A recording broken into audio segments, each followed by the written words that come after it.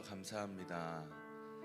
피곤하고 조금 졸리지만 이 시간 예배로 하루를 시작할 수 있게 도와주심에 감사합니다. 내가 다른 곳에 있지 않고 지금 이 시간 예배 가운데 앉아있게 하심에 감사합니다. 나를 불러주신 하나님 감사합니다. 감사의 기도를 하나님께 이 시간 드리겠습니다. 기도하겠습니다. 하나님 감사합니다. 내가 다른 곳에 있지 않고 이 시간 하나님 함께 있으니 하나님 우리에게 은혜를 더하여 주시고 우리에게 더욱더 풍성한 감사와 행복한 오늘이 될 수 있도록 하나님 인도하여 주시고 역사하여 주옵소서. 이 시간 하나님께 집중하오니 우리를 만나 주시고 우리에게 들려주시고 하나님 어디서든지 말씀하시는 은혜를 내가 듣길 원하오니 하나님 함께하여 주시고 역사하여 주옵소서. 오로지 주님만 내 마음을 만지실 수 있고 오로지 주님만 나를 다스릴 수 있사오니 하나님 오늘 예배 가운데 오늘 하루 처음부터 끝나는 시간까지 주님 놓치지 않고 주님의 은혜를 기대할 수 있도록 하나님 인도하여 주옵소서. 하나님 감사합니다. 오늘의 예배를 축복하여 주십시오. 감사할 수 있게 하여 주십시오. 예수 그리스도의 이름으로 기도했습니다. 아멘. 자리에 일어나겠습니다. 자리에 일어나겠습니다. 자리에 일어나겠습니다. 옆에 친구 안마해 주세요. 옆에 친구 어깨 좀 안마해 주시고 스트레칭도 좀 하고 좀 이렇게 몸도 좀 푸세요. 네. 혹시 가운데 히터를 꺼주실 수 있을까요?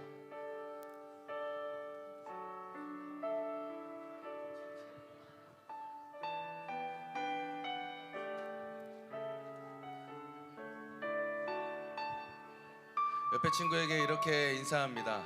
일어나라 형제여 자매여.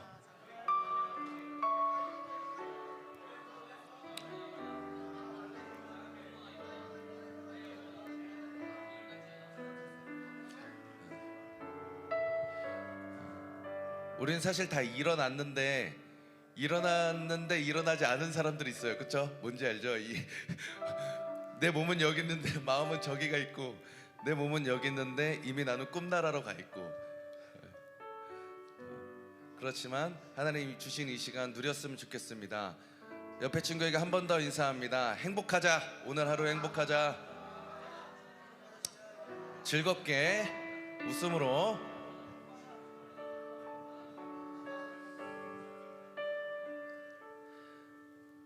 어제 말씀 기억하시나요?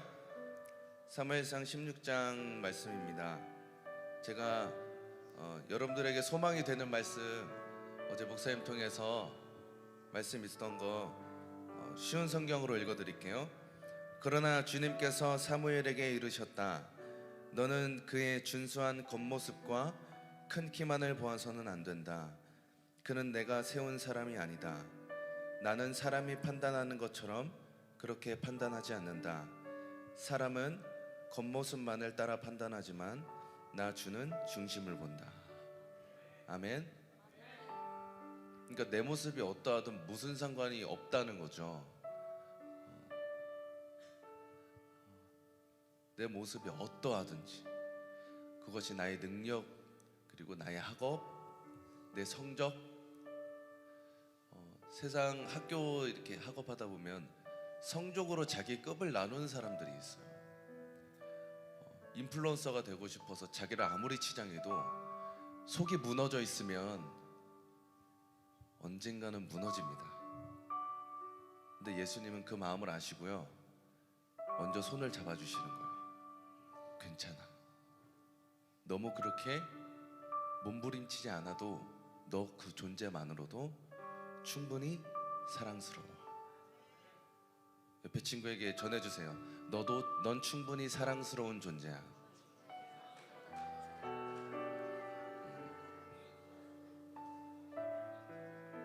그리고 옆에 친구에게 한 번 더 얘기해 주세요. 이름을 부르면서 누구야 너 잘하고 있어 라고 해주세요.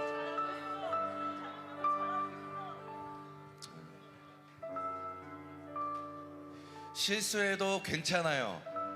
넘어져도 괜찮아요. 주님이 우리의 실수도 하나님의 일로 바꾸어 버리실 겁니다. 이 시간 찬양하실 때 주님의 마음이 우리에게 전달되었으면 좋겠습니다. 찬양할게요. 내 모습 이대로 사랑하시네. 연약한 그대로 내 모습 그대로 사랑하시네. 나의 모든 발걸음 주가 하시나니 날 인도하소서. 내 모습 이대로 사랑하시네. 사랑하시네. 연약한 그대로 사랑하시네. 사랑하시네. 나의 모든 발걸음 주가 하시나니 날 인도하소서. 주의 날개 아래 주의 날개 아래 거하는 것 주의 임재 안에 거하는 것 나의 가장 큰 소망 나의 가장 큰 은혜 주와 함께 동행하는 주의 날개 아래 거하는 것 주의 임재 안에 거하는 것 나의 가장 큰 소망 나의 가장 큰 은혜 주와 함께 동행하느니. 한 번 더 내 모습 이대로 사랑하시네. 연약한 그대로 사랑하시네. 나의 모든 발걸음 주가 하시나니 날 인도하소서. 내 모습 내 모습 이대로 사랑하시네. 연약한 그대로 사랑하시네. 나의 모든 발걸음 주가 하시나니 날 인도하소서. 주의 날개 아래 주의 날개 아래 거하는 것 주의 임재 안에 거하는 것 나의 가장 큰 소망 나의 가장 큰 은혜 주와 함께 동행하느니 주의 날개 아래 주의 날개 아래 거하는 것 주의 임재 안에 거하는 것 나의 가장 큰 소망 나의 가장 큰 은혜 주와 함께 동행하느니. 이 시간 기도한 뒤에 더 찬양했으면 좋겠는데요. 자신의 가슴에 손을 얹고 기도하겠습니다.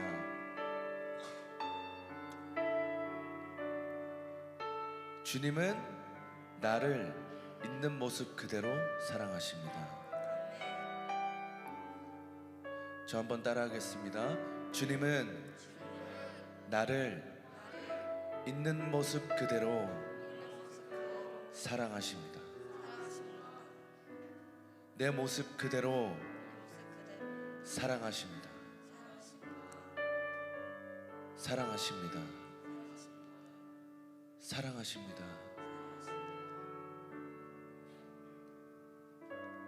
여러분 의심하지 마세요. 주님이 나를 사랑하실까? 내가 사랑받을 만한 존재인가? 의심하지 마십시오. 내 모습이 어떠하든지 주님은 나를 사랑하십니다. 이 시간 기도하실 때 하나님, 제가 때로는 의심했는데, 믿음이 없어 좌절했는데, 성적이 떨어지면 내가 좀 못난 사람 같고, 뚱뚱하면 내가 조금 소외된 사람 같고, 너무 말라서 조금 그렇고, 세상의 기준에 나를 여러 가지로 맞추다 보니 하나님이 충분히 사랑 주셨는데 의심했어요. 하나님, 내가 의심하지 않게 하여 주십시오. 하나님의 사랑이 내 가슴 속에 가득 찰 수 있도록 내게 이번 수련회 기간 동안 충분한 사랑을 더하여 주세요. 그것을 내가 알게 해주세요. 다 같이 기도하겠습니다. 주님 아버지, 하나님, 내가 의심하지 않겠습니다. 주님이 나를 있는 모습 그대로 사랑하신다는 것을 내가 의심하지 않겠습니다. 주님을 신뢰하겠습니다. 내 모습이 어떠하든지, 내가 못났든지 잘났든지 상관없이 나를 안아주시고 위로하여 주시고 충분히 사랑해 주시는 주님을 이 시간 수련회 가운데 경험케 하여 주시고, 역사하시는 주의 사랑을 충만하게 우리의 가슴에 가득 안고 돌아갈 수 있도록 하나님 인도하여 주십시오. 하나님 역사하여 주십시오. 우리의 심령에 함께하여 주셔서 하나님으로 가득 찰 수 있고 예수로 충분할 수 있도록 하나님 인도하여 주옵소서. 아버지 함께하여 주십시오. 하나님 역사하여 주십시오. 주의 날개 아래 거하는 것, 주의 날개 아래 거하는 것,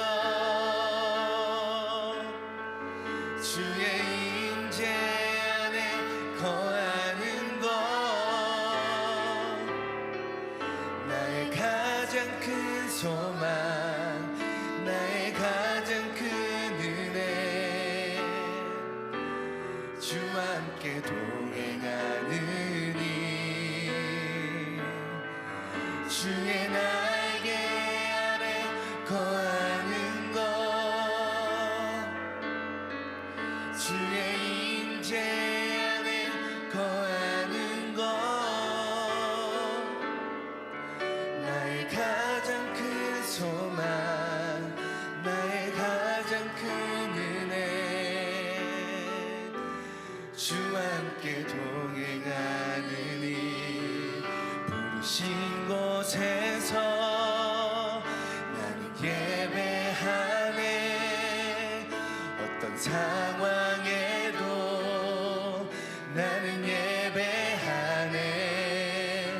부르신 곳에서 나는 예배하네. 어떤 상황에도 나는 예배. 부르신 곳에서 나는 예배하네. 어떤 상황에도 나는 예배하네. 부르신 곳에서 나는 예배하네. 어떤 상황에도 나는 예배. 우리 한 번 더 고백합니다. 부르신 곳에서 나는 예배하네. 어떤 상황에도 나는 예배하네. 부르신 곳에서 나는 예배하네. 어떤 상황에도 나는 예배. 여러분들의 목소리로 부르신 곳에서 나는 예배하네. 어떤 상황에도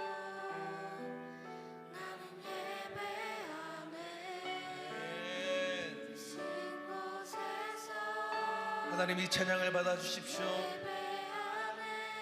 우리가 지금 예배합니다.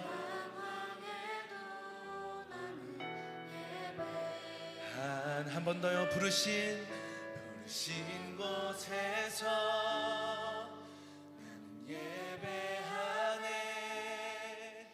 어떤 상황에도 나는 예배하네.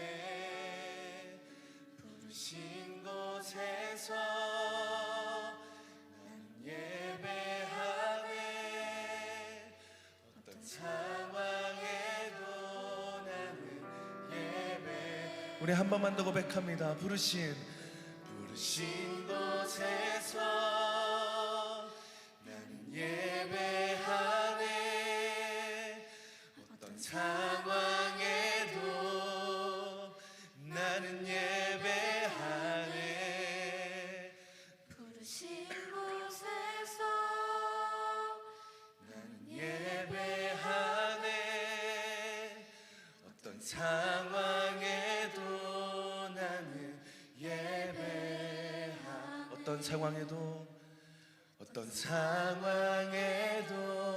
나는 예배하네. 어떤 상황에도 나는 예배. 한 번 더요. 어떤 상황에도 나는 예배하네. 이 시간 기도했으면 좋겠습니다. 어떤 상황 속에서도 예배하겠다는 말은요, 내가 기분 좋을 때만 예배한다는 말이 아닙니다. 수련회 때만 예배한다는 말이 아닙니다.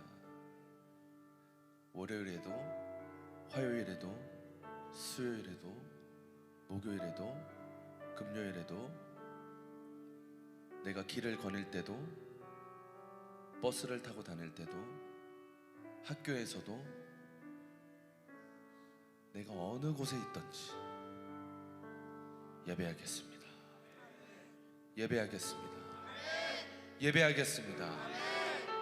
내 상황이 좋아서 예배하고 상황이 나빠지면 예배 안 하는 게 아니라 어떤 상황 속에서도 하나님 내가 예배하겠습니다. 그 예배할 때마다 하나님 내게 음성을 들려주시고 나를 위로하시고 나를 만나 주옵소서. 아멘. 주여 한번 부르시고 하나님 내가 지금 이 시간 예배하겠습니다. 기도합니다. 주님, 하나님 내가 어떤 상황 속에서도 예배하겠습니다. 내게 주어주신 곳, 하나님 길을 걸을 때에도, 학원에서도, 학교에서도, 가정에서도, 내 방에서도, 자기 전에서도, 자고 난 후에서도 하나님 내가 그 어느 곳에 가든지 하나님을 예배하는 예배자가 되겠습니다. 내 상황이 좋아서 예배하고 상황이 안 좋으면 예배하지 않는 예배자가 아니라 어떤 상황 속에서도 하나님 내게 고난이 주어질지라도 하나님 내가 주의 음성을 따르며 주님만을 예배하는 자가 되게 하여 주십시오. 하나님 역사하여 주시고 인도하여 주옵소서. 하나님 아버지 내가 어떤 상황 속에서도 예배하겠습니다. 그 어떤 상황 속에서도 예배하겠습니다. 결단하겠습니다. 하나님 인도하여 주십시오. 하나님 역사하여 주십시오. 하나님 아버지 하나님 내가 어떤 상황 속에서도 예배하겠습니다. 우리에게 충만한 은혜를 허락하여 주옵소서. 하나님 인도하여 주옵소서. 오 주님,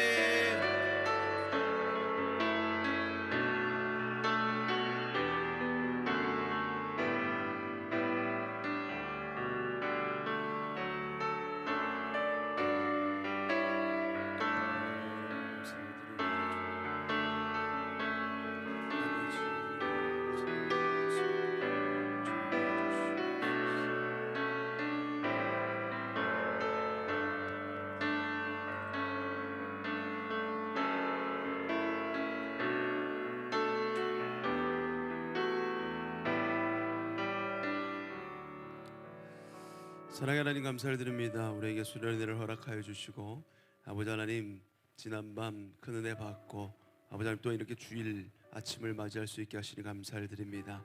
아버지 하나님, 우리가 오늘 찬양으로 고백드린 것처럼 어떤 상황에 있을지라도 우리가 주님을 예배할 수 있도록 인도하여 주시옵소서. 우리의 마음이 주님 앞에 있을 때이든지 아니면 상황이 어려워서 홀로 피하고 싶을 때이든지 그런 상황과 환경에 상관없이 아버지 하나님, 주님은 예배받기 합당하신 주님이시오니 우리가 마음을 다하여서 언제나 주님을 예배하는, 우리가 광야에 있든지 아버지 하나님 사막에 있든지 동굴 속에 있든지 어느 곳에서든지 주를 영화롭게 하며 주님 앞에 예배함으로 드려지는 우리 모두의 삶이 될 수 있도록 하나님 인도하여 주시옵소서. 아버지 하나님, 오늘 이 예배 가운데에도 말씀하여 주시옵시고 우리는 듣겠으니 주님의 음성에 귀 기울이며 아버지 하나님 아멘으로 화답하며 우리 마음에 새겨 넣는 이 예배의 시간이 될 수 있도록 하나님 붙들어 주시옵소서. 수련의 모든 기간 함께하여 주시어서 결국 하나님이 이루신다라는 확신이 우리 마음에 새겨지는 이 귀한 시간 될 수 있도록 하나님 붙들어 주시옵소서. 예배에 참여하는 모든 이들에게 주의 한량없는 은혜로 함께하여 주시옵소서. 감사를 드리며 우리를 구원하신 예수 그리스도 이름으로 기도드립니다. 아멘. 네, 자리에 앉아주세요. 네, 여러분 잘 잤습니까? 잘 잤어요? 그 수련회를 오지 않고 지금 주일 예배로 이렇게 생각하고 온 친구들은 좀 당황했을 거예요 오늘, 그렇죠? 그런 친구들이 뒤에 몇 있는데 당황했을 거예요. 갑자기 신발을 벗으라고 하질 않나?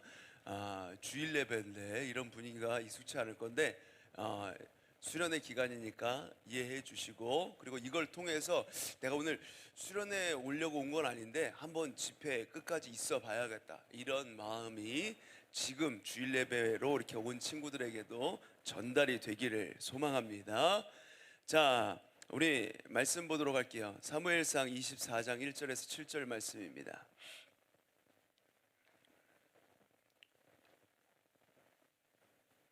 여러분, 찬양으로 어떤 상황에도 주님을 예배하겠다고 했는데 지금 앉자마자 갑자기 고개가 숙여지고 예배를 드리기 어려운 얼굴이 되어가고 있습니다. 여러분, 어떤 상황이라는 것은 피곤한 상황도 포함돼요. 피곤한 상황에도 예배해야 됩니다. 여러분들, 할렐루야, 아멘. 네, 목사님도 피곤한데 벌써 목소리 이렇게 됐잖아요.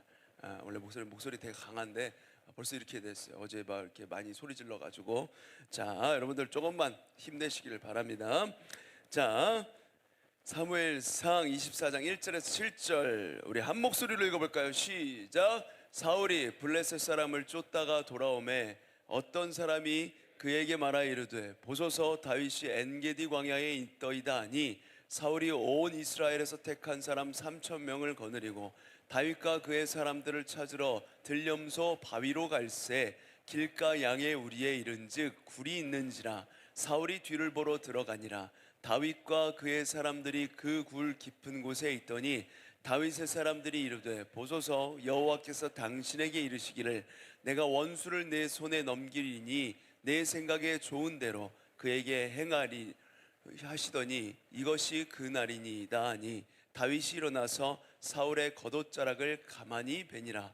그리한 후에 사울의 옷자락 뱀으로 말미암아 다윗의 마음이 찔려 자기 사람들에게 이르되 내가 손을 들어 여호와의 기름 부음을 받은 내 주를 치는 것은 여호와께서 금하시는 것이니 그는 여호와의 기름 부음을 받은 자가 됨이니라 하고 다윗이 이 말로 자기 사람들을 금하여 사울을 해하지 못하게 하니라. 사울이 일어나 굴에서 나가 자기 길을 가니라. 아멘. 네, 물 좀 하나 갖다 주세요. 물 좀. 자, 여러분들 이제 수련회 둘째 날인데 어제 늦게까지 예배 드리고 또 바로 앉았을 거 아니에요, 그렇죠? 그러다 보니까 지금 굉장히 비몽사몽간에 피곤한데 여러분, 이럴 때 은혜가 있어요. 이럴 때 여러분 피곤해서 힘들고 몸을 일으키기 어렵고 예배하기 어려운 마음이 들 때 이때 하나님 예배하면 하나님께서 기뻐 받으시고 여러분에게 더 큰 은혜가 임할 줄 믿습니다. 자, 오늘은 둘째 날 주일 예배, 결국 하나님이 판단하신다라는 말씀의 제목으로 오늘 말씀을 좀 나누고자 합니다. 여러분, 사우디아라비아에서는 왕이 타는 말을 훈련시키는 아주 특별한 방법이 있다고 합니다. 혈통이나 여러 조건에서 월등히 뛰어난 우수한 말들을 선발해서 여러 가지 훈련과 테스트 과정을 거치게 되는데요. 몇십 마리로 그렇게 해서 추려진 후에 받게 되는 마지막 훈련은 어떤 상황 속에서도 조련사들이 휘슬을 불면 바로 그 자리에 멈춰서도록 하는 훈련이에요. 그리고 이렇게 훈련한 말들을 3일 동안 이제 사막으로 보냅니다. 그 사막에서 보내는 3일 동안에는 이 말들에게 물을 주지 않아요. 그러니까 여러분, 얼마나 이 말들이 갈증을 느끼겠어요. 사막의 뜨거운 태양과 거친 모래바람 아래에서 기진맥진할 때까지 말을 이렇게 메어두거든요. 이제 4일째가 되는 때, 그날 이 말들을 오아시스가 있는 곳으로 데려갑니다. 그러면 이 말들이 멀리서부터 이 물냄새를 기가 막히게 맡고 오아시스를 발견하자마자 전속력으로 달리기 시작합니다. 무서운 속도로 달려요. 그런데 바로 그때 조련사의 휘슬 소리가 들립니다. 평소 휘슬 소리에 모든 행동을 멈추도록 그 훈련을 받았지만 이 순간만큼은 훈련받은 대로 하지 못하는 말들이 대부분이에요. 대부분의 말들은 이 고통스러운 목마름을 해결하기 위해서 휘슬 소리를 듣고도 멈추지 않고 오아시스로 달려가게 됩니다. 그런데 그 와중에도 조련사의 휘슬 소리에 제자리에 즉시 멈춰서는 말들이 있어요. 조련사들은 그 말에 낙인을 찍습니다. 바로 왕을 섬기기에 합당한 말로 선택이 되는 겁니다. 그리고 이 표식을 가진 말들이 왕의 준마로 왕궁으로 보내지게 됩니다.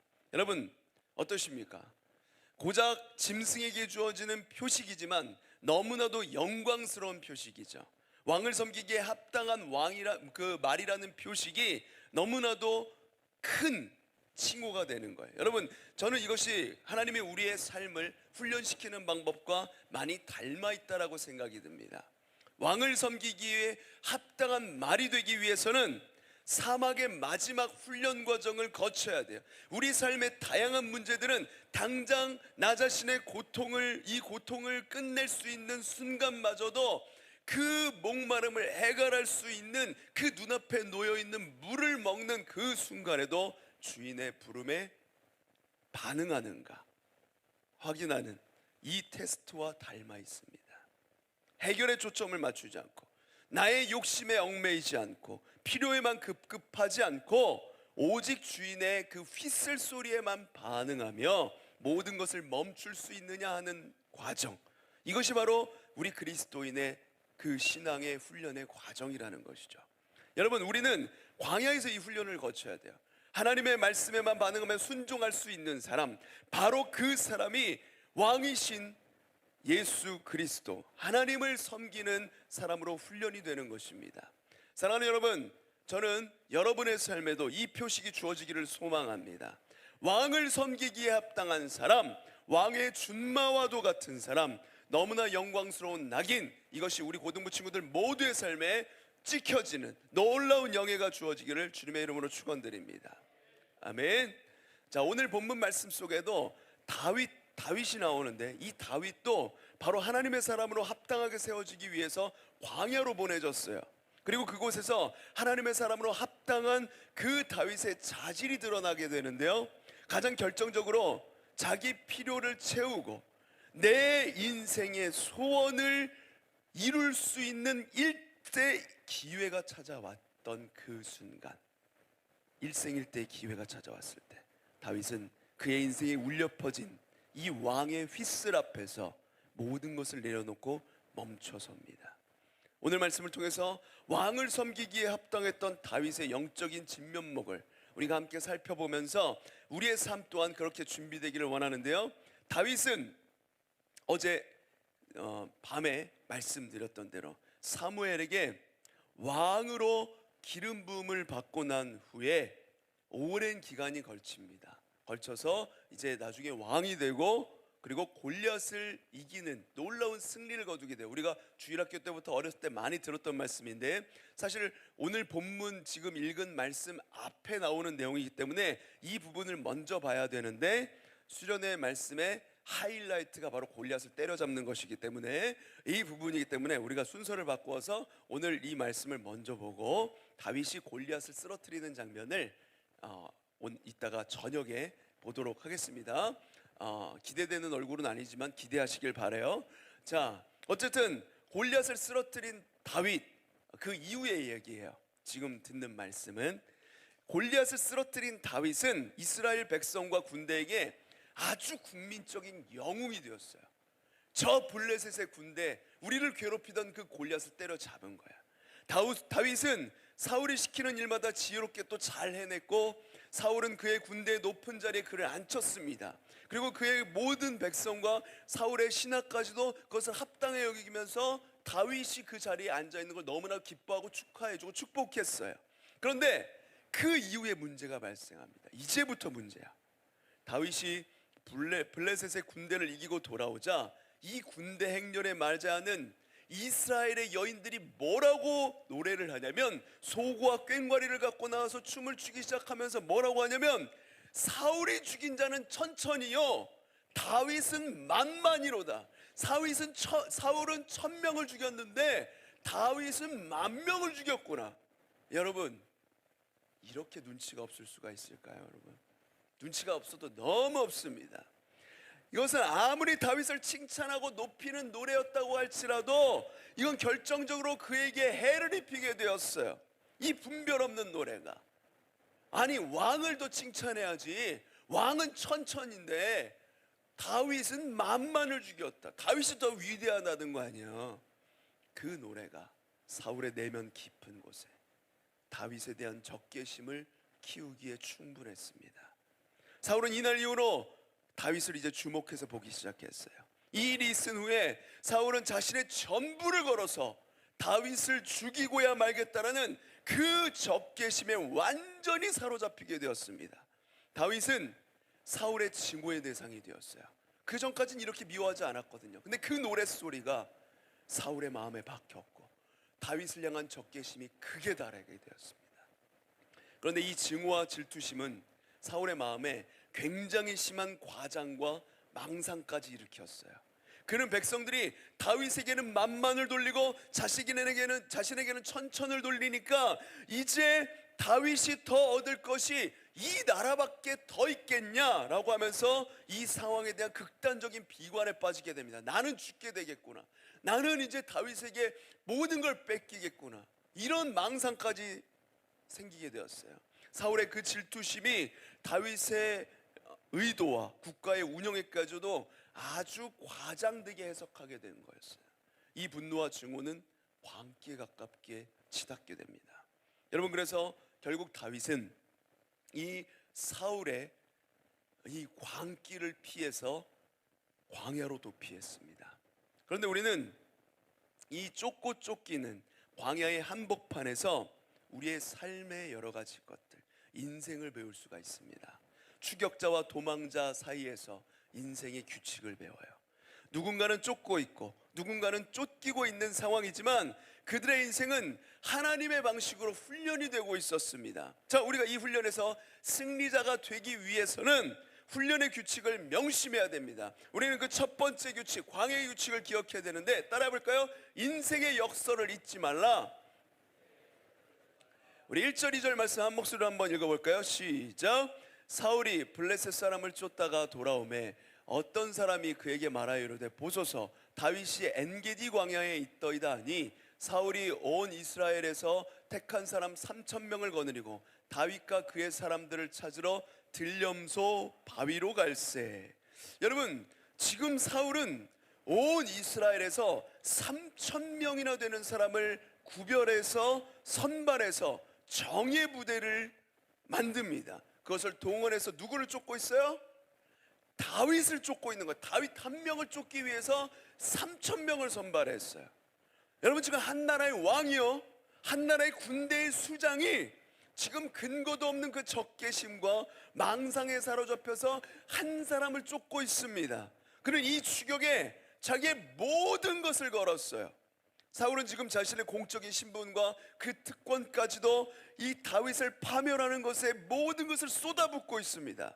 사울 한 사람의 잘못된 욕망으로 인해서 이 3천이라는 엄청난 군대가 광야로 나갔어요. 그들은 다윗을 잡기 위해서 혈안이 되어 있는 것입니다. 게다가 지금 사울이 다윗을 찾아서 엔게디 광야에 오기 직전에 그는 블레셋의 침략에 맞춰서 전쟁을 하고 돌아오는 길이었습니다. 여러분, 블레셋을 격퇴한 후에 지금 그가 그의 군대를 이끌고 바로 다윗을 치러 한 걸음에 그 광야로 달려갔다는 것이죠. 여러분, 지금 사울은 블레셋과 다윗을 동일한적으로 간주하고 있는 것입니다. 블레셋을 때려잡고 그 다음 내 정적 다윗을 잡겠다 이러면서 바로 달려가는 거예요. 여러분, 이게 지금 이치에 맞는 행동입니까? 지금 이게 분별이 있는 행동이에요? 블레셋은 다름 아닌 다윗을 이스라엘의 전쟁 영웅으로 만들어준 적국입니다. 정적이에요. 이스라엘의 적국. 블레셋은 이스라엘의 주적이었습니다. 블레셋의 침략을 받은 후에 사울은 한 나라의 왕으로서 이스라엘을 지키기 위해서 더욱더 다윗의 용맹한 전술과 리더십을 필요로 한다는 것을 깨달아야 했죠. 이스라엘을 지키기 위해서라도 그에겐 다윗이 필요한 것이었습니다. 제대로 된 왕이라면 다윗을 적재적소에 사용해야 되는 거예요. 다윗은 그가 신뢰할 만한 신복이었습니다. 그러나 지금 그는 블레셋과의 격전 직후에 다윗도 블레셋과 같이 그냥 이스라엘의 주적인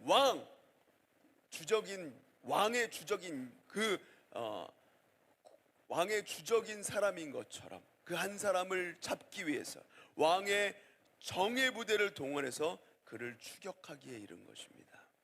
여러분, 한 인생이 이렇게 맹목적으로 하나에 집착하게 되다니요. 대체 이 추적의 명분이 무엇이었을까요? 명분이 없어요. 명분이 없기 때문에 더욱더 맹목적으로 그 사람만 잡아 죽이면 되겠다 생각을 하고 달려드는 겁니다. 여러분, 우리의 삶에서도 혹시 나에게 이것만 있다면, 이것만 해결이 된다면, 혹시 이게 사라지고 나면 모든 것이 해결될 것 같은 그런 문제가 있으십니까? 여러분, 그렇다면 우리는 우리 안에 있는 맹목성을 점검해 봐야 돼요. 내 인생에 돈만 있으면 될 것 같고, 이 사람만 있으면 될 것 같고, 대학교만 합격하면 될 것 같은, 잘 될 것 같고, 내 옆에 여자친구만 있으면 모든 만사가 형통할 것 같은 그런 생각을 여러분 버리셔야 돼요. 그게 바로 사울과 같은 거예요. 다윗을 쫓느라 광야로 들어간 사울의 이 맹목적인 추적이 내가 그러고 있는 게 아닌가, 남자친구를 만들기 위해서 맹목적으로 지금 마음에 소원을 담고 그걸 위해서 달려가고 있지 않은가, 그것에 혈안이 되어 있지 않은가. 수연이 어디 갔어? 수연아, 그것에 혈안이 되어 있지 않은가. 수연이 어디 있지? 그걸 점검해 봐야 되네. 그래. 수연아, 뭔 말 하는지 몰랐지? 점검해 봐야 된다고. 마음속에 여자친구를 너무나도 만나고 싶은 마음 때문에 이것만 해결되면 내가 다 잘 될 것 같은데 라는 생각이 자리 잡고 있지 않은지 무릎을 탁 쳤어요. 자, 여러분, 다윗을 광야로 보내신 것은 하나님이셨지만 사울을 광야로 보낸 것은 사울 자신이었어요. 다윗은 왕에 합당한 자로 훈련되기 위해서 광야로 갔지만 사울은 나 자신의 욕망 때문에 스스로를 광야로 내몬 거예요. 여러분, 우리가 인생에서 광야에 섰다라고 다 같은 광야가 아닙니다. 다 광야와 같은 시간을 보내고 있다고 해서 이게 다 하나님께서 허락하셨다 생각하면 안 돼요. 분별하셔야 됩니다. 왜 그 광야에 섰는지, 누구로 인해서 그 광야에 서 있는 것인지, 그걸 우리가 분별할 수 있어야 돼요. 하나님으로 인해서 그곳에 서 있다면 그 사실을 기쁘게 여기시길 바랍니다. 여러분, 왕을 섬기기에 합당한 자로 빚어지고 있는 거예요. 그러나 내 스스로 자신의 욕망 때문에, 내 교만 때문에, 불신앙과 불순종 때문에 그냥 맹목적으로 이게 있었으면 좋겠다, 저게 사라졌으면 좋겠다, 혹은 이것만 가지면 행복해질 거야 라고 믿고 헤매다가 도달한 곳이 광야라고 한다면 우리는 그 길에서 바로 돌이킬 수 있어야 돼요. 여러분, 사울은 다윗 한 사람을 파멸하고자 광야까지 달려갔지만 다윗은 그의 손에 죽지 않았어요. 왜냐하면 하나님이, 잘 들으세요, 하나님이 다윗을 사울의 손에 넘기지 않았기 때문입니다. 사무엘상 23장 14절 말씀 볼까요? 우리 같이 한번 읽어보겠습니다. 시작. 다윗이 광야의 요새에도 있었고 또 십광야 산골에도 머물러 있으므로 사울이 매일 찾되 하나님이 그를 그의 손에 넘기지 아니하시니라. 할렐루야. 아멘. 여러분, 하나님께서 한 나라의 최고의 병력으로부터 다윗을 지키십니다. 할렐루야. 긴 시간 3,000명이나 되는 군사력이 다윗을 추격하는데 총동원되었는데 사울은 끝내 다윗을 발견하지 못했어요. 더욱이 우리가 주목해야 할 것은요, 오히려 추격자인 사울이 도망자인 다윗에게 발견되었다는 역설입니다. 오늘 장면은, 오늘 우리가 읽었던 본문 말씀 사무엘상 24장의 장면은 밀고자들에 의해서 다윗이 엔게디의 황무지에 숨어 있다는 것이 사울에게 전달이 되었고, 사울이 엔게디 지역으로 다윗을 찾아 들어가는 장면입니다. 여러분, 이 엔게디 지역은요, 동굴이 아주 많은 지역이었어요. 그런데 그 엔게디에 수천 개의 동굴이 있는데 그 동굴 중에서 사울이 하필이면 들어간 곳이 다윗이 은신해 있던 곳이었습니다. 다윗이 은신해 있었던, 몸을 숨기고 있었던 곳에 사울이 들어갔어요. 그는 무장 해제된 상태였습니다. 게다가 성경에 사울과 호위무사들이 동행했다는 언급이 없는 것을 봤을 때 지금 그는 홀로 있는 겁니다. 사무엘상 24장 3절 말씀에 길가 양의 우리에 이른지 굴이 있는지라 사울이 뒤를 보러 들어가니라 다윗과 그의 사람들이 그 굴 깊은 곳에 있더니. 자, 여러분, 지금 누가 누구를 쫓고 있던 상황이에요? 분명 사울이 다윗을 쫓고 있었습니다. 다윗의 위기 상황이에요. 그런데 지금 정작 사울의 목숨이 다윗의 손에 달려있게 된 겁니다. 사울이 찾아 들어간 곳이 수천 개의 동굴 중에 다윗과 그의 일행들이 은신해 있던 곳이었어요. 한순간에 사울을 절체절명의 위기의 상황으로 바꿔가신 거예요, 하나님이. 아이러니하게도 도망자 다윗에게는 사울이 보이지만 추격하고 있었던 사울에게는 다윗이 보이지 않습니다. 도망자 다윗에게 추격자 사울의 생명이 걸려 있게 된 겁니다. 여러분, 이 상황은요, 사울이 온갖 수단과 방법을 동원해서 그냥 수년간을 그치지 않고 다윗을 찾아 광야를 헤맸으나 끝끝내 실패했던 것과는 너무나도 극명한 대조를 보여주는 것이죠. 여러분, 이것이 바로 신앙의 역설이에요. 바로 도망자의 손에 추격자의 생명을 맡기실 수 있는 분이 바로 우리의 하나님이십니다. 여러분, 우리가 다윗과 사울의 이 관계를 통해서 무엇을 배울 수 있는 거예요? 하나님께서 무엇을 들추시고 무엇을 감추시는지를 우리가 볼 수가 있는 것입니다. 누구를 숨기시고 누구를 위험에 빠뜨리시는지를 알 수가 있는 거예요. 여러분, 지금 다윗은 광야의 동굴에서 은신하고 있는 도망자 신세였어요. 그는 동굴에 살았습니다. 사울을 숨어서 동굴을 전전하고 있었단 말이에요. 게다가 그가 이 광야의 동굴에 오기까지 그는 삶의 무엇으로부터 단절이 되었습니까? 그가 광야에 오기 전에 하나님은 그가 의지하던 5가지의 인생의 버팀목을 하나하나 제거하셨어요. 그것은 바로 그가 차지하고 있었던 군대 장관으로서의 지위, 기름 부음 받은 왕으로서의 지위, 그리고 아내,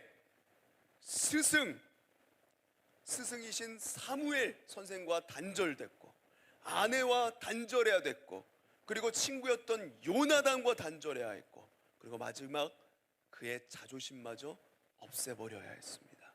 다윗의 삶은 이 동굴에 거하면서 바다 끝까지 내려가 버렸어요.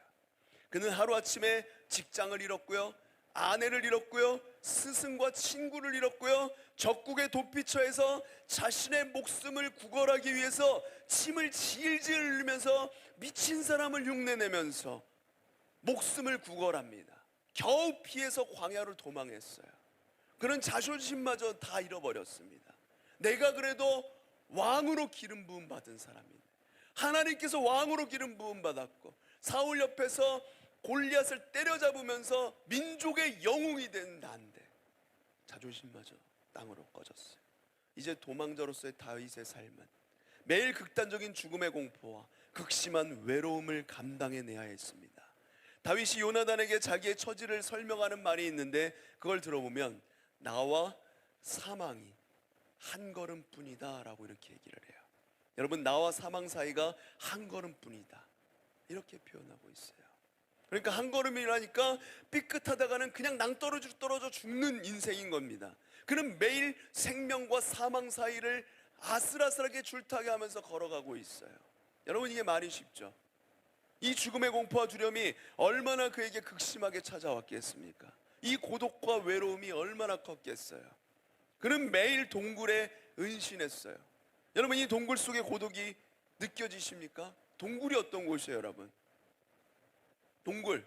여러분, 집을 떠나서 지금 수련회 잠깐 와 있어도 공동체 생활하는 거 어떻습니까? 불편하죠? 잘 씻지도 못하잖아요. 원래 잘 안 씻는 친구들도 있지만 씻기도 힘들고, 그리고 말레이시아 갔을 때도 느꼈잖아요. 그 좋은 숙소에 머물렀어도 같이 뭔가 공동체 생활한다는 게 어려워요. 힘듭니다. 그런데 이 동굴이라는 곳, 다윗이 찾아 들어간 동굴이라는 곳은 어떤 곳인지 아세요, 여러분? 축축한 습기가 있는 곳이죠. 메아리가 치는 곳이에요. 박쥐가 날아다니고. 다윗의 인생의 슬픔이 그곳에서 메아리 칩니다. 다윗의 깊은 밑바닥 인생이 그곳에 보여지는 거예요. 여러분, 이 동굴 외에는 피할 곳이 없었습니다. 더 이상 잃을 게 없었어요. 생명을 부지할 수 있을까? 오늘도 내일도 그걸 걱정하고 있습니다. 그러나 그럼에도 불구하고 우리는 이 절망스러운 상황 속에서도 과연 진정한 왕이신 하나님을 모시기에 합당한 인생, 준마로서의 다윗의 속성과 자질을 확인할 수가 있어요. 그것은 그의 중심이 그 동굴 속에서 죽음을 목전에 둔 상황에서도 여전히 다윗은 하나님을 쫓고 있다는 거예요. 여러분, 사람이 더 이상 누군가 의지할 곳이 없어지고 나면 누구나 그 악화된 상황에 내몰려서 극단적인 한계점에 봉착하고 나면 우리는 아주 상황을 비관적으로 바라보게 되죠. 우리의 시선은 그 상황을 왜곡하고 축소시키고 확대시켜서 바라봐요. 상식과 분별 이상의 생각으로 현실을 해석하고 진실을 바라보지 못합니다. 아, 이러다 죽게 되었구나. 인생의 밑바닥까지 내려가고 나면 우리의 내면은 망가질 대로 망가져요. 지금처럼 평안할 수가 없어요. 망가집니다. 여러분, 그러나 다윗은 이러한 극단적인 상황에서 이렇게 열악한 은신처 동굴에 겨우 기거하고 있으면서도 마음의 평화와 그 질서를 잃어버리지 않았습니다. 그의 인생이 철저히 낮아져서 더 이상 내려갈 데가 없을 때조차 그는 하늘을 올려다봤습니다. 동굴에서 간간히 보이는 그 하늘을 올려다봤어요. 그가 하늘을 올려다볼 때마다 거기에 하나님이 계셨습니다. 그의 내면은 어둠 동굴과 같지 않았습니다. 그의 내면은 동굴처럼 축축하지 않았어요. 초막이나 궁궐이나 내 주님 계신 곳이 그 어디나 하늘나라라고 고백한 찬송의 고백처럼 그는 동굴에 거하면서도 자유와 기쁨과 평안과 안식을 맛보았습니다. 여러분, 반면에 사울을 보세요. 그는 궁전에 거할 수 있었죠. 사울은 여전히 그가 의지하는 것에 둘러싸여서 왕으로서 칭송을 받으면서 살아갈 수 있는 인생입니다. 살아가고 있는 인생이에요. 그러나 그의 내면은 모든 것을 다 갖고 있음에도 불구하고 그의 내면은 어둡고 축축하고 환멸로 가득 차 있습니다. 그는 궁전에 거했지만 정작 그의 영혼은 감정적인 동굴 안에 살고 있었던 거예요. 이 감정적인 동굴은 아주 음침하고 외로웠습니다. 그는 이 동굴에 홀로 은둔해 있었어요. 이 동굴 안에 거할 때 모든 소리는 전혀 다른 공명을 가졌습니다. 모든 것이 굴절되어서 보였어요. 모든 것이 비틀어져 보였고 답답하게 막혀 있었고 미끄러웠고 언제나 이끼 같은 것들이 그 감정 속에 끼어 있었던 거예요. 여러분, 정작 동굴 안에 거했던 것은 다윗이 아니라 사울이었습니다. 몸은 궁전에 있지만 그의 마음은 동굴과 같이 어두웠어요. 그의 내면은 감정의 동굴 안에 갇혀 있었습니다.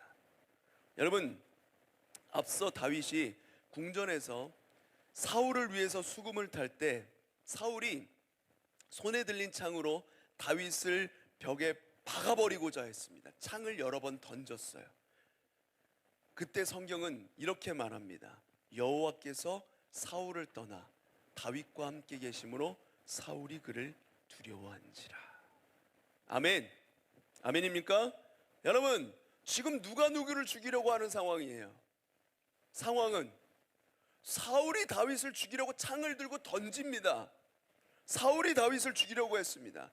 다윗을 벽에 박아버리려고 손에 들고 있던 창을 던졌어요. 다윗이 그 창을 2번이나 피했다라고 합니다. 그럼 여러분 생각해 보세요. 상식적으로 누가 누구를 두려워해야 맞는 것입니까? 내가 죽을 줄 모르는데. 당연히 다윗이 사울을 두려워하는 게 맞죠. 그런데 성경의 이 한 줄은 너무나도 아이러니합니다. 여호와께서 사울을 떠나 다윗과 함께 계심으로 사울이 다윗을 두려워했다는 거예요. 오히려 하나님의 임재가 이 두 인생에 임하게 되자 정작 추격자가, 살해자가 공포를 느끼는 겁니다. 추격자가 위험을 당하는 거예요. 여러분, 이것이 바로 하나님의 임재로 인한 인생의 역설입니다. 여러분, 우리도 이 인생의 역설을 받아들여야 돼요.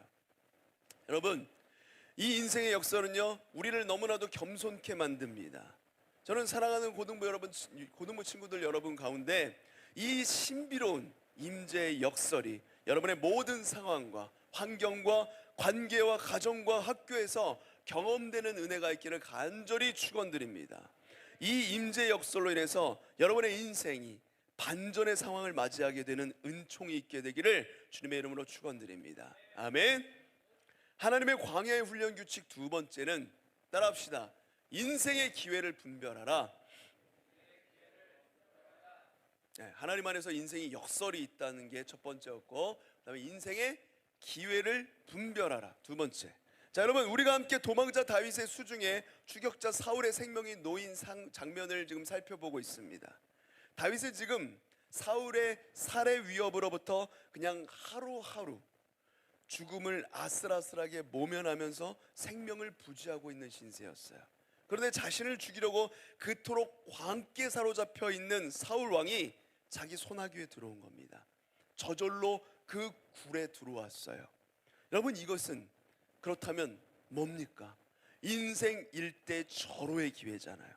아니 어느 누가 이것을 기회로 여기지 않겠어요? 이제는 드디어 사울의 소나기에서 벗어날 수 있는 겁니다.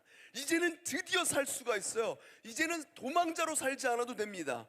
삶의 그 숨막히는 공포와 두려움을 한 번에 없애버릴 수 있는 기회가 찾아온 거예요. 사울을 제거하면, 그 정적을 사울을 제거하면, 그냥 이 칼 한 번만 휘두른다면 이제 그 지긋지긋한 그 최악의 상황을 끝낼 수가 있습니다. 그냥 그동안 사울로부터 받았던 그 박해와 핍박을 생각하면 분노가 차오르죠. 그 분노의 창을 한 번만 내리꽂아도 고통은 끝납니다. 광야와 이별할 수 있어요. 여러분, 이걸 원하잖아요. 우리가 드라마 보면서, 그리고 어떤 영화를 보면서 우린 이걸 원하잖아요. 주인공이 그렇게 수없는 고통을 당하는 걸 우리가 계속 2시간 동안 봐오는 이유는 뭐예요? 딱 10분 동안 역전을 해서 이길 걸 기대하고 있으니까 보는 거잖아요. 그렇죠? 우린 이걸 기대한단 말이에요. 기회가 찾아왔어. 기회가, 사울을 죽일 수 있는 기회가 지금 절체절명의 기회가 찾아왔습니다. 어쩌면 그 즉시 그에게 사울을 죽이고 다윗이 왕에 등극할지도 모릅니다. 광야의 도피 생활을 끝내고 그리웠던 가족을 만날 수가 있어요. 친구와도 재회할 수 있습니다. 그의 삶으로 복귀할 수가 있어요. 외로운 삶과 초라한 도피 생활은 완전히 종식되어지는 겁니다. 그런데 바로 그때 다윗의 사람들은 다윗에게 나와서 여러분 어떻게 말하고 있습니까? 4절 말씀 같이 한번 읽어볼까요? 시작. 다윗의 사람들이 이르되 보소서, 여호와께서 당신에게 이르시기를 내가 원수를 내 손에 넘기리니 내 생각에 좋은 대로 그에게 행하라 하시더니 이것이 그날이니이다 하니 다윗이 일어나서 사울의 겉옷자락을 가만히 베니라. 여러분, 지금 다윗의 사람들은 그냥 이 예상치 못한 상황에 반전해서 그 즉시 하나님의 손길을 보았습니다. 그들은 심지어 마치 하나님의 마음과 생각을 자기가 다 알고 있다고 대언하듯이 이렇게 말합니다. 명백한 하나님의 뜻이라는 거예요. 이게 지금 하나님이 주신 기회라는 것입니다. 이것은 분명 하나님께서 다윗에게 허락하신 절호의 기회였어요. 이 반전은요, 하나님의 엄청난 섭리였습니다. 게다가 광야의 도피 생활을 끝장내고 싶은 것은 다윗뿐만이 아니었어요. 그에게 찾아왔던 600명의 사람들, 지금 다윗과 함께하고 있는 사람들은 지금 이 상황에서 드디어 우리에게 기회가 왔다, 엄청난 환희와 기쁨의 환호성을 지르고 있었을 거예요. 그들은 벌써 아마 하나님의 이끄심에 대해서 찬양했을 겁니다. 하나님께서 그들을 구원하셨다라고 기뻐했을 거예요. 지금 이 상황을 지켜보고 있는 이 자리에서 우리조차도 다윗에게 동일한 조언을 건네지 않았을까요? 이것은 기회입니다. 다윗이여, 사울을 얼른 치소서. 이게 바로 지금 기회입니다. 그런데 바로 이때 세상 모든 사람들이 기회라고 말하는 이 상황을 전혀 다른 각도로 바라보고 있는 한 사람이 있었습니다. 그게 바로 다윗이에요. 여러분, 그는요 정작 다른 판단을 하고 있었어요. 그는 이 기회를 유혹으로 여깁니다. 유혹으로. 이것은 그에게 아주 결정적인 유혹이었어요. 바로 이것이 하나님의 뜻이라는 유혹입니다. 여러분, 그는 오랫동안 그 동굴에 숨어서 하나님께 탄원을 했죠. 제발 나를 살려달라고, 박해자의 손에서 나를 구해달라고 기도했습니다. 다윗을 따르던 군대도 함께 울부짖으며 기도했을 거예요. 그런데 지금 그 박해자의 목숨이 자기의 소나귀에 들어왔습니다. 칼만 한번 휘두르면 이 박해자를 끝내버릴 수가 있어요. 여러분, 그렇다면 이것은 이제 기도가 응답된 사건 아닙니까? 그렇게 열심히 기도했는데요, 눈앞에 그 정적 사울이 와 있는 거예요. 그렇다면 이건 하나님이 응답하신 거 아닙니까? 여러분, 다윗이 이 사건을 명백한 하나님의 섭리로 해석하고 받아들이기가 얼마나 쉬웠겠어요. 이것은 아주 이치에 맞고 개연성이 확실하죠. 너무나도 합리적이에요. 여러분, 심지어 사울도요, 그렇게 완악한 영적 상태에서 심지어 자신의 살해 의혹에 대해서 하나님의 뜻을 묻고 하나님의 뜻을 운운하기도 했습니다. 운운하기도 했습니다. 오늘 이 엔게디에 오기 전에 다윗의 은신을 그일라 주민이 밀고 하는 바람에 사울의 군대가 다윗을 완전히 포위했던 상황이 있었어요. 그때 사울이 이런 생각을 합니다. 하나님께서 다윗을 나에게 붙이셨다. 사울조차도 하나님의 뜻을 갖다 붙였어요. 여러분, 이거 얼마나 자의적인 해석입니까? 얼마나 사악한 해석이에요. 죄가 없고 의로운 다윗을 살해하는 것에 대해서까지 하나님의 뜻을 개입시키려 하고 있어요. 그는 자신의 사악한 질투심과 적개심으로 인해 다윗을 죽이려고 하면서 정작 상황이 자신에게 굉장히 유리하게 열리자 하나님께서 자신에게 다윗의 생명을 주셨다고 해석해요. 자기 멋대로 간 거면서 자기가 바라던 상황이 오면 그것을 하나님의 응답이라고 생각했어요. 하물며 사울도 이런데 하나님의 뜻이라는 이 해석의 유혹이 다윗과 그 사람들에게 적용되지 않았겠습니까? 자신의 의로움에도 불구하고 계속되던 그 억울한 도피 생활, 그리고 그 오랜 기간의 간절한 그 탄원 끝에 사울의 운명을 지금 다윗의 손에 맡기신 겁니다. 여러분, 그런데 놀랍게도 다윗은 이때 멈춰섭니다. 아니, 지금 이 기회를 놓칠세라 한순간도 지체 말고 칼을 휘둘렀어도 모자르는 이 상황에서 다윗은 멈췄어요. 왜일까요? 왜 그는 돌연 이런 이해할 수도 납득할 수도 없는 행동을 하는 것입니까? 왜 그럴까요? 사울을 죽일 만한 기회라니까요. 죽여도 뭐라고 할 사람이 없어요. 다 환호를 지르겠죠. 너무나도 하나님의 뜻인 것 같아. 손에 잡혔어. 이제 내가 그렇게 간절히 기도하던 것이 들어진 것 같아. 눈앞에 보이는 상황이에요. 그런데 다윗은 그 즉시 멈춰섰습니다. 왜요? 그것은 바로 그가 주인의 휘슬 소리를 들었기 때문입니다. 다윗은 하나님의 호각 소리를 들었어요. 모두가 기회라고 여기는 그 상황에서 그는 이것을 유혹으로 감지했습니다. 그리고 이것이 그의 믿음에 대한 시험, 즉 하나님의 말씀과 주권에 대한 순종 여부를 알아보는 하나님의 시험이라는 것을 깨달았습니다. 여러분, 때로는 어떠한 상황이요? 우리에게 기회일 때도 있고 유혹일 때도 있습니다. 이 분별은 사실 매번 똑같이 적용하기가 어렵습니다. 이 분별은 언제나 그 순간 하나님의 임재 속에서 하나님의 휘스를 듣는 것으로 판단할 수가 있는 것이죠. 이게 하나님의 뜻이구나. 아, 이것은 내 생각이었구나. 그는 이때 아무도 듣지 못했던 하나님의 휘슬 소리를 들었습니다.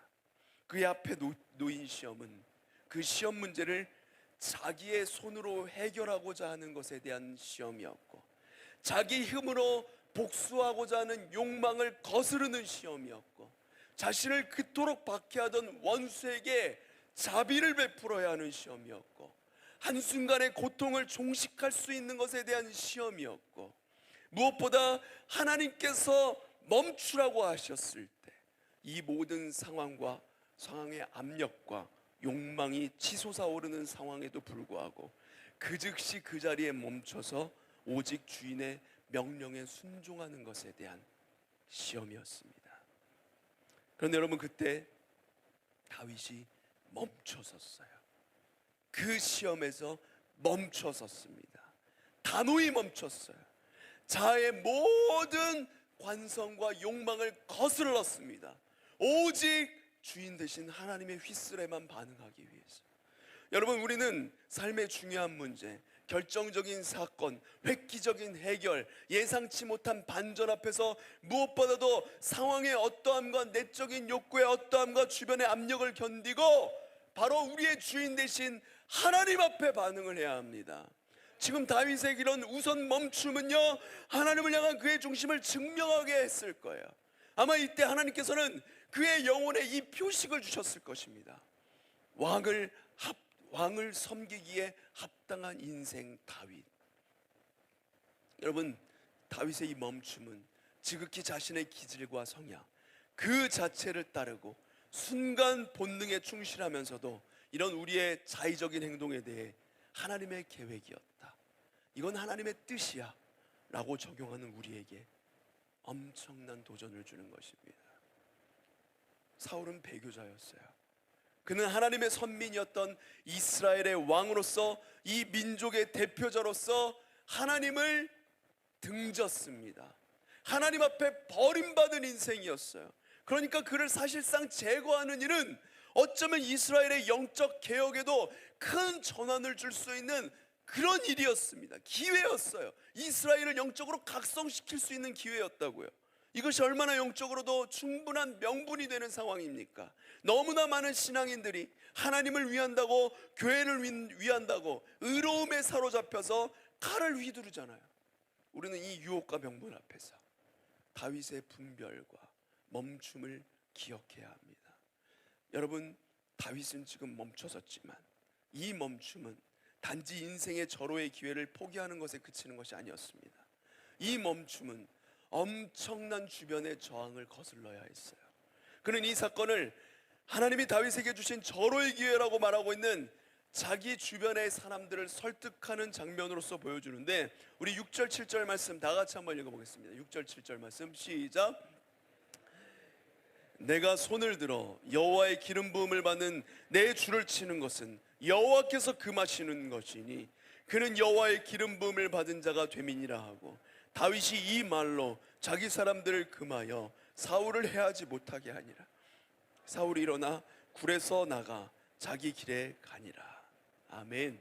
여러분, 그는요 지금 자기 주변 사람들을 설득해야 했어요. 여기 자기 사람들을 금하여 7절에 나와 있는 이 금하다라는 말에 사용된 단어는 굉장히 의아하게도 찔리다, 뜯다, 쨌다라는 의미의 단어입니다. 이 단어가 심지어 이사야서 53장에 우리가 잘 알고 있는 말씀, 그가 찔림은 우리의 허물을 인함이요에 사용된 히브리어 단어와 같은 단어입니다. 금하다라는 말이 찔리다라는 말이에요. 여러분, 지금 다윗이 자기 사람들에게 말할 때 그가 찔리고 뜯고 찢기듯이 그 사람들에게 말했다는 것입니다. 여러분, 사람들은 그에게 통렬하게 항변했을 거예요. 대장 다윗, 미쳤어요? 제정신입니까? 바보같이 굴지 마세요. 지금 이게 다윗 당신의 목숨만 달린 문제입니까? 그들은 다윗의 멱살이라도 잡았을지 몰라요. 당장 사울을 죽이라고요. 당장 이 도피 생활을 끝내자고요. 당장 이 불의한 배교자를 심판하시란 말입니다. 아마 그들 사이에 이 큰 논쟁과 싸움이 일어났을지 모릅니다. 다윗과 그의 사람들은 일대 다수로 격정적인 실랑이를 벌였을 거예요. 하지만 다윗은 그들을 설득합니다. 지금 자신의 원수를 죽여서는 안 된다. 하나님의 기름 부음 받은 자에게 손을 댈 수 없다라고 끈질기게 설득하는 거예요. 그는 현실의 압력을 모두 거스르면서 멈춰 선 것입니다. 자신을 멈춰 세웠고 자기 사람들을 멈춰 세웠어요. 곧 휘둘러질 칼날을 멈춰 세웠고 곧 날아오를 창끝을 멈춰 세웠습니다. 여러분, 그의 이러한 영적인 태도는 우리에게 무엇을 보여주는 것입니까? 여러분, 다윗은 지금 처해 있는 상황을 저울질하지 않았어요. 아마 상황을 저울질했다면 내 생각대로 합리적으로 판단해서 이게 옳은 거구나 생각하면서 결코 멈춰설 수 없었을 거예요. 그는 그저 주인의 휘슬 소리를 들었을 뿐입니다. 그의 양심으로부터 들려오는, 영혼의 깊은 곳으로부터 들려오는 주인의 음성과 명령을 들었던 거예요. 하나님은 우리가 어떤 의분과 의로움에 도취되어서, 명분에 도취되어서 하나님을 위한다거나 교회를 위한다거나 이 시대의 거룩함을 위한다고 일어나 싸움을 걸 때도 여러분, 우리에게 자주 그렇게 말씀하십니다. 멈춰라. 너는 그렇게 할 권리가 없다. 여러분, 다윗은 멈춰서서 또 하나의 선택을 합니다. 그것은 기다림이었어요. 이 기다림은 언제 끝날지 모릅니다. 이 기다림은 모든 고통을 포함하고 있었습니다. 다시 사울을 제거할 수 있는 기회가 언제 올지 몰라요. 내가 하나님께 왕으로 기름 부음 받았는데 왕으로 언제 등극할지 몰라요. 왕은 고사하고 지금 이 고통의 생활을 언제 끝낼 줄 알지 못해요. 죽음에 대한 두려움, 오랜 도피 생활의 고통과 피로, 자기 사람들에 대한 책임감, 광야의 고독과 외로움, 이 모든 것들 언제 끝날지 모르는 끝없는 기다림으로 나아가는 것입니다. 하지만 그는 이 절체절명의 기회 앞에서 그 기다림을 선택합니다. 왜냐하면요, 다윗은 알았어요. 이 일을 자기 손으로 끝내서는 안 된다는 것을 알았습니다. 여러분, 다윗이 광야에서 쓴 시편 40편을 보면 이 시는 이렇게 시작을 하고 있습니다. 내가 여호와를 기다리고 기다렸더니. 이것은 원어 성경으로 보면 제일 먼저 나오는 단어가 기다리고 기다렸더니입니다. 이 단어는 두 번 강조되면서 반복되고 있어요. 여러분, 지금 이것이 다윗이 하나님 앞에서 취했던 기본 태도였어요. 하나님을 기다리는 것, 주님의 일하심을 기다리는 것. 그는 기도했습니다. 그리고 이 시의 마지막 고백은 이렇게 나옵니다. 40장 17절에 나의 하나님이여 지체하지 마소서.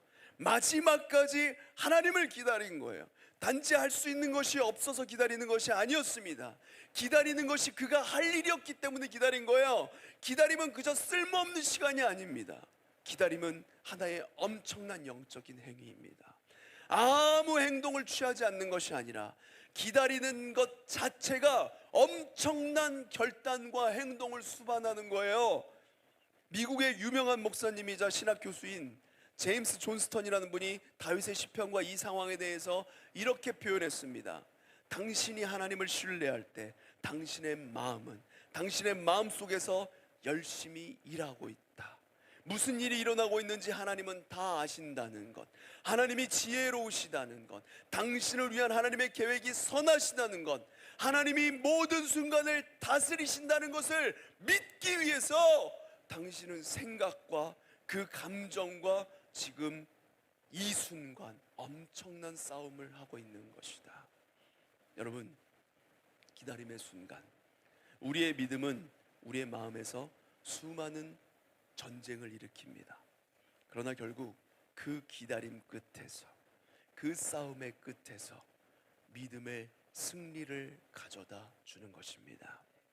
사막으로 나간 왕의 훈련 말들이 고통을, 그 목마름의 고통을 종식시킬 수 있는 그 오아시스를 눈앞에 두고도 주인의 휘슬 소리에 모든 것을 멈추고 기다렸듯이 우리 삶의 광야에서 이 기다림의 믿음은 과연 우리의 인생이 마침내 왕을 섬기기에 합당한 사람이 되었다는 것을 말해주는 표식이 될 것입니다.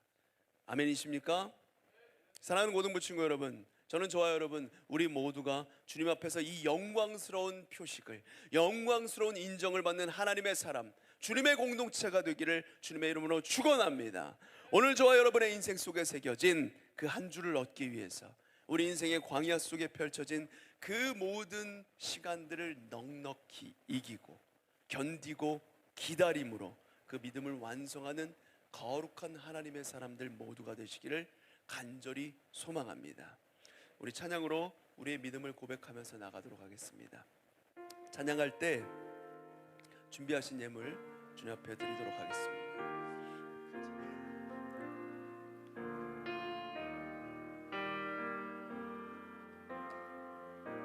주님 말씀하시면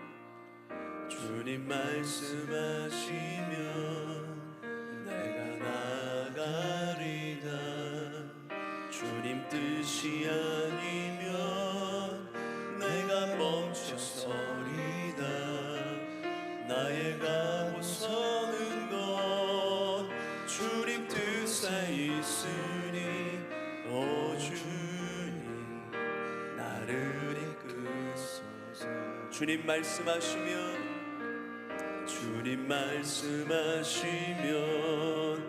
내가 나가리다. 주님 뜻이 아니면 내가 멈춰서리다.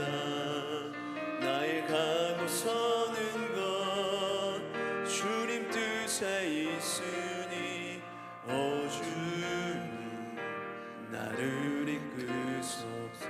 뜻하신 그곳에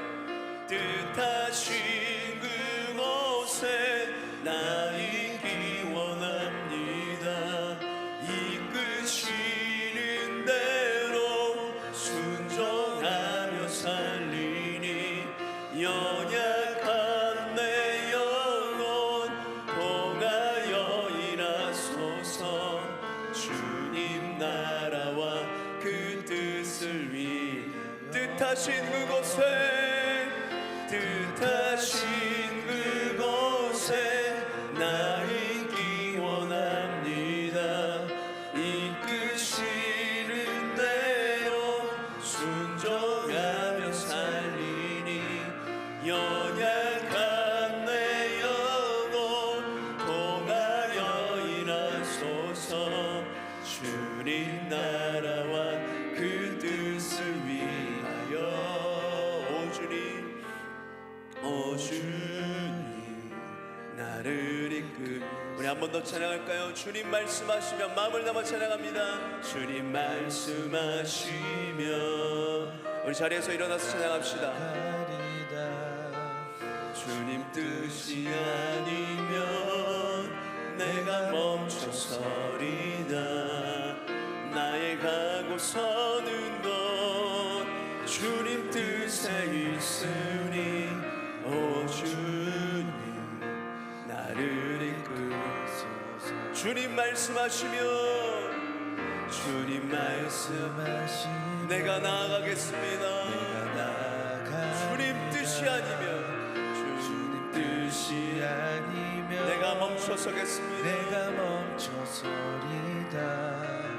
나의 가고 서는 것 주님 뜻에 있으니 오 주님 나를 이끌소. 뜻하신 그곳에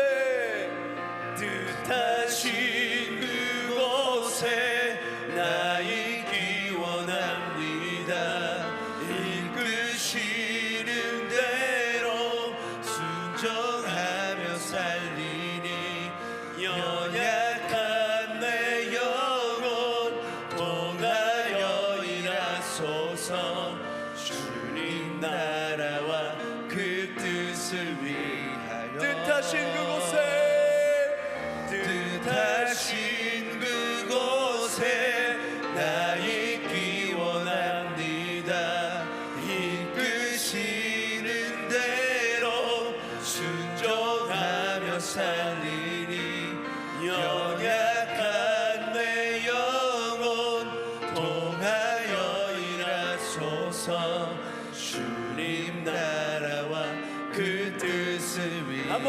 고백합니다. 뜻하신 그곳에, 뜻하신 그곳에 나 있기 원합니다. 이끄시는 대로 순종하며 살리니 연약한 내 영혼 통하여 일하소서. 주님 나라와 그 뜻을 위하여 오 주님 나를 이끄소서. 사랑하는 여러분, 주님의 인도하심이 있다면, 주님의 말씀에 약속이 있다면 광야 한가운데라도 설 준비가 되어 있으십니까? 하나님의 영광과 승리가 있는 광야, 하나님의 약속의 성취가 있는 광야임을 믿고 나아가기 원하십니까? 여러분, 예수님의 생애를 보면 예수님께서 세례 요한에게 세례를 받으실 때 하늘이 열리고 그 하늘로부터 내가 기뻐하는 자, 내 사랑을 입은 자다 라는 그 하늘의 음성이 공식적으로 선포된 이후에 예수님께서는 성령에 이끌려서 광야로 시험을 받으러 들어가셨습니다.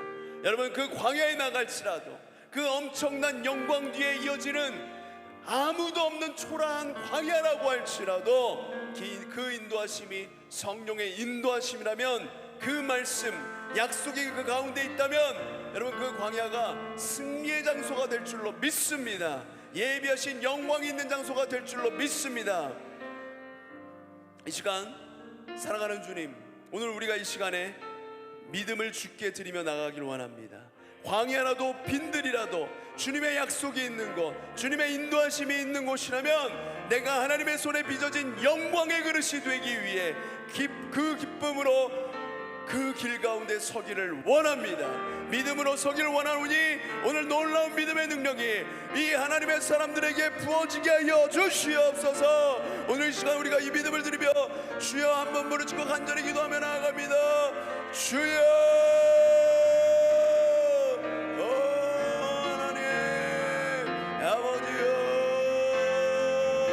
하나님 것이 아버지 왕이라고 할지라도 아버지 하나님 주는 왕중만 오해건데 아버지 하나님 그렇게 훈련되어지는 길이라고 한다면 아버지 하나님 그 영광과 승리가 우리 가운데 있다는 것을 믿고 아버지 그 외로움과 고독 속에서도 주님을 찾고 부르짖으며 나아갈 수 있는 광야를 이겨내고 견뎌낼 수 있는 믿음이 우리 모두에게 있어지게 하여 주시옵소서.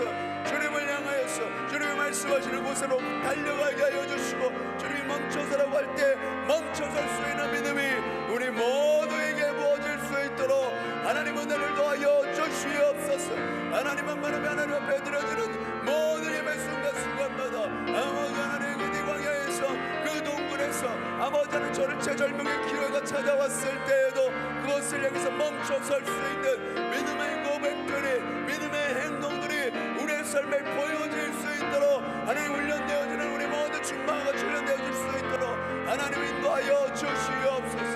오 주님, 주님만 바라며 나아가는 우리 믿음의 친구들의 가운데 아버지 하나님 붙들어 주시옵소서. 아버지여, 광야로부터 나와서 아버지 하나님 영광의 광야로부터 나오게 하여 주시고 하나님만을 높이는 인생으로, 하나님을 영화롭게 하는 인생으로 아버지 하나님 우리를 만들어 주시고 아버지 하나님 붙들어 주시옵소서. 오 주님 함께하여 주시옵소서.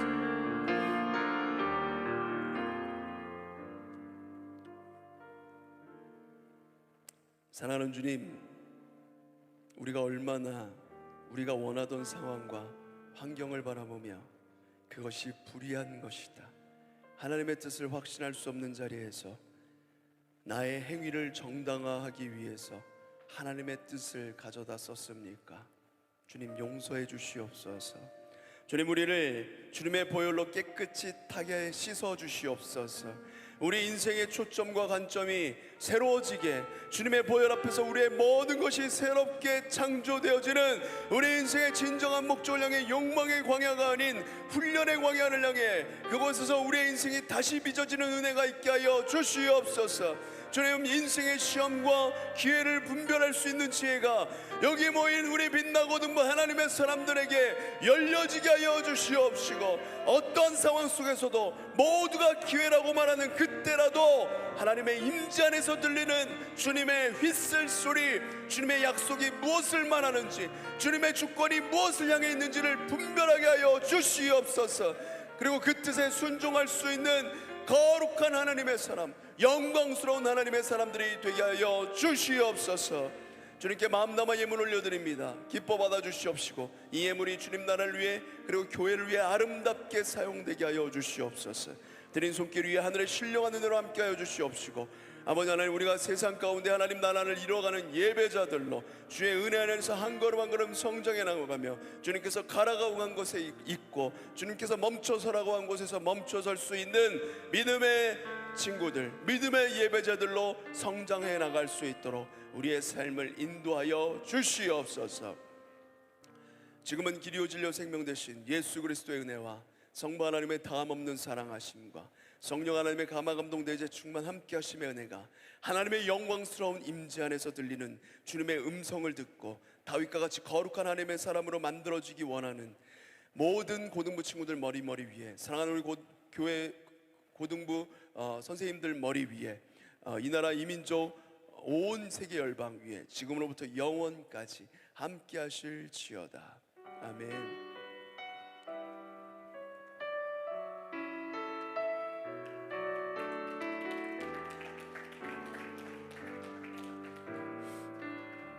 네, 하나님께 영광의 박수 올려드리겠습니다. 할렐루야.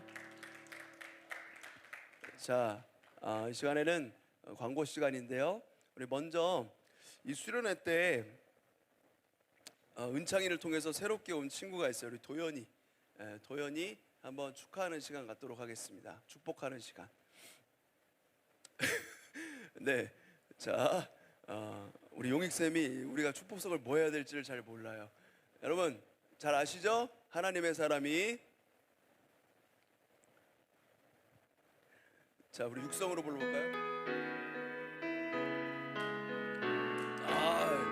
공목만 얘기하면 나오는 우리 주크박스 용익쌤. 하나님의 사랑이, 하나님의 사랑이 당신의 삶 가운데 가득하기를 축복합니다. 하나님의 은혜가, 하나님의 은혜가 우리 가운데 가득하길 기도합니다. 가득하길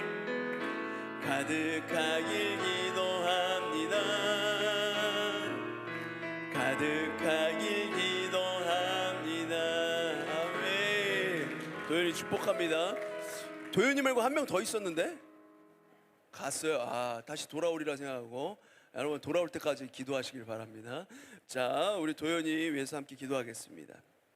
하나님, 주님께서 이번 수련회, 주님께서 예비하신 귀한 이 수련회에 하나님 또한 주님께서 가장 기뻐하시는 한 영혼이 주님께 돌아올 수 있는 은혜를 허락하시니 감사드립니다. 은차기를 통해서 도연이가 교회라는 곳에 처음 발을 내디뎠습니다. 모든 것이 낯설고 이것을 왜 해야 되는지 모르고 이해가 되지 않는 상황에 있다고 할지라도 하나님, 이 수련의 기간을 통하여서 만져주시는 주님, 그 마음속에서 믿고 간구하며 예수 그리스도를 구주로 섬길 수 있는, 마음에 모실 수 있는 은혜가 우리 도연이의 삶 가운데 있게 하여 주시고, 이제 고3이라 여러 가지 걱정도 많고 근심도 많을 때에 아버지 하나님으로 인하여서 기뻐하고 즐거워하며 주님께서 주시는 비전을 발견해 나갈 수 있는 귀한 주님의 자녀 될 수 있도록 하나님 인도하여 주시옵소서. 감사드리며 예수 그리스도 이름으로 기도드립니다. 아멘. 자, 여러분 지금 수련회가 계속되고 있습니다. 선생님들 기억해 두세요. 지금 수련회를 어제부터 참여하지 않고 오늘 주일 예배에 온 친구들을 못 가게 막아주시길 바랍니다. 할렐루야. 네, 괜찮아요, 여러분. 여러분 아무것도 안 갖고 왔는데요, 괜찮아. 오늘 안 잘 거야. 새벽까지 예배할 건데 뭘. 할렐루야. 자, 다 지은이 가지 마시고, 자, 못 가게 잡아주세요. 알겠죠? 자, 고등부 수련회는 지금부터입니다. 할렐루야. 자, 다른 광고 없고요. 우리가 기억해야 될 게 이제 수련회가 끝나고 우리가 또 은혜가 이렇게 막 충만했다가 한 일주일 지나면 일주일이 뭐야? 하루만 지나도 은혜 다 까먹잖아요, 여러분들. 그래서 교회에서 이어서 준비되고 있는 게 있어요. 다음 주에 영적 V 축제가 준비되고 있습니다. 영적 V 축제, 옛날에 영적 전쟁이라고 불려졌던 그 영적 전쟁이 올해부터 영적 V 축제로 바뀌었어요. V, 여러분 듣고 있죠? 다 뭐라고요? 영적 V 축제. V가 뭐냐면요, 첫 번째는 빛나, 우리 빛나 교회, 빛들로 나타나 생명의 말씀을 밝히는 그 교회 공동체로서 우리가 정체성을 확인하는 거예요. 그리고 두 번째, 비전, 하나님의 꿈을 이루어드리는 전도 선교 공동체로서 하나님의 그 꿈을 확인하는 거예요. 발견하는 시간 되는 거예요. 그리고 세 번째, 빅토리겠지. 누구야? 똑똑해. 은우였나? 자, 빅토리입니다. 빅토리, 승리. 그래서 하나님의 승리 안에서 우리가 하나님의 뜻을 이루어드리는 공동체로 다시금 서가는 것입니다. 그래서 우리가 원래 영적 그 V 축제가, 영적 전쟁이 원래 어떻게 시작된 건지 여러분 아시죠? 새 학기를 앞두고 여러분 세상으로 나아가는 다음 세대들을 세상에 빼앗기지 않도록 하나님의 말씀으로 무장하는 시간입니다. 할렐루야. 그래서 다음 주일 2월 12일 주일 여러분들은 오후 예배부터 참여를 하게 됩니다. 주일 오후 예배, 주일 낮 예배는 고등부 예배 참여하는 걸로 대신하면 되고요. 주일 오후 예배, 그리고 월요일부터 금요일까지 새벽 저녁 이렇게 풀 참을 하면 선물이 있어요. 여러분들 선물도 받고 은혜도 받고 귀한 은혜의 시간이 될 겁니다. 할렐루야. 영적 V 축제, 하나님의 소원을 품은 사람들의 이야기로 진행이 되고 우리 담임 목사님과 유호숙 위임 목사님이 말씀으로 섬겨주실 거예요. 여러분 기대하시고 수련회도 내일까지, 오늘 새벽 그리고 내일까지 이어지는 수련회도 함께 해주시고 여러분들 은혜의 시간들로 계속 채워가시길 바랍니다. 할렐루야.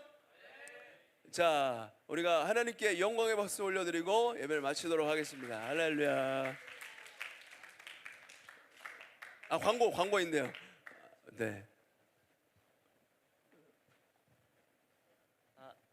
일정을 조금 설명을 해드릴게요. 이제 이후 일정인데 반별 공과를 마치고 11시 10분부터 식사를 할 겁니다. 학생들 먼저 식사하시는데 조장 통솔